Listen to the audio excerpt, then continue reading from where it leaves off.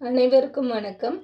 இந்த அக்ஷய திருதியை நன்னாளில் உங்கள் இல்லத்தில் செல்வமும் மகிழ்ச்சியும் ஆரோக்கியமும் என்றும் குறையாமல் பெருகட்டும். இனிய அக்ஷய திருதியை நல்வாழ்த்துக்கள். இந்த கோலத்தை உங்கள் வீட்டு வாசலில் இடுவது மகாலட்சுமியின் அருளை கொண்டு வரும் என்பது நம்பிக்கை. இந்த அக்ஷய திருதியை உங்களுக்கு மிகவும் சிறப்பாக அமையட்டும். நன்றி.